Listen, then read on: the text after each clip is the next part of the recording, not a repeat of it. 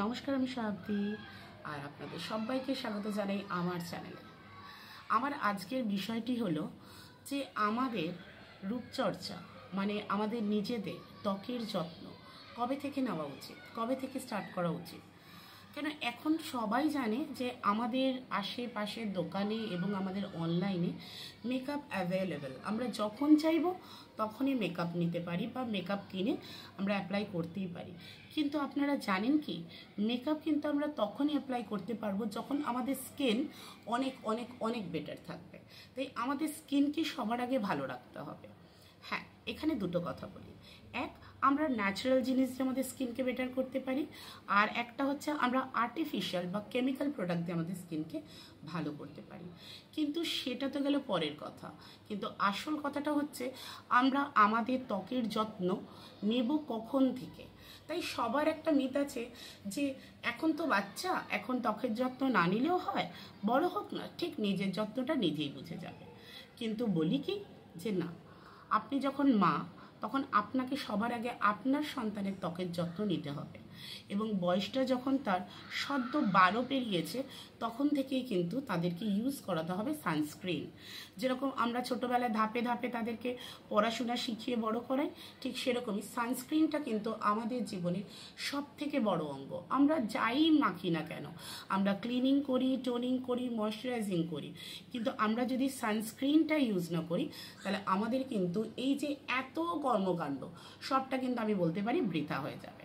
তাই একদম বাচ্চা যখন 12 বছর বয়সে পা দিয়েছে সঙ্গে সঙ্গে তাকে একদম হাত ধরান SPF 15-এর।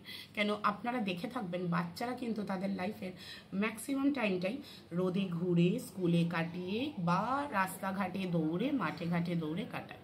তাই আমরা যাদের স্কিনকে মনে করছি যে এখন যত্ন না নিলেও হয়, তবে আমি তাদের কাছে, সব মায়েদের কাছে বা তাদের পরিবারের কাছে আর্জি জানাচ্ছি যে তারা যেন তার একদম 12 বছর পেরানো বাচ্চাকে একদম SPF 15 দিয়ে স্টার্ট করে তাদের স্কিনের যত্ন।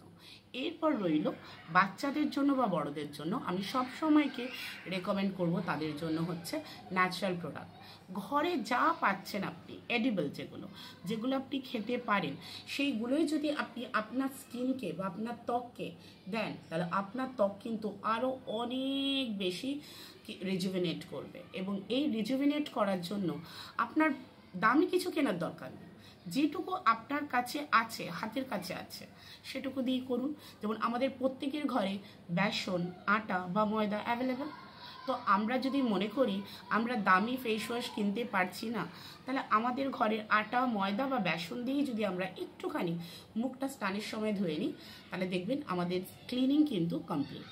রইল টোনারের জন্য কিন্তু বেশি দামের কিছু নেই, বাস একটা ডাবর গুলাবেরির গোলাপ জলই যথেষ্ট। আর আমি এইটুকু বলতে পারি, টোনিং কিন্তু আমাদের পোর্সগুলোকে কি করে, যে ওপেন পোর্সগুলোকে আফটার ক্লিনজিং আমাদের যে ওপেন পোর্স আছে সেগুলোকে শ্রিঙ্ক করতে হেল্প করে। তাই বেশি দামি টোনার কিনে এটা টাকা নষ্ট করা ছাড়া আমার কাছে আর কিছুই না। হ্যাঁ, এবার যার যার ব্যক্তিগত চয়েস, তারা নিজেদের জন্য টোনার বাঁচতেই পারে, বাট আমি সবসময় চাইবো ন্যাচারাল প্রোডাক্টের হাত ধরতে। তাই ডাবর গুলাবেরি জলকে আমি রেকমেন্ড করি। আর তারপরে হলো ময়শ্চারাইজারের জন্য আমাদের যে কোনো ময়শ্চারাইজার হলেই হবে। ময়শ্চারাইজার যে খুব দামি দরকার তাও কিন্তু না, আমরা নিভিয়া ইউজ করতে পারি, আমরা পন্ডস ইউজ করতে পারি।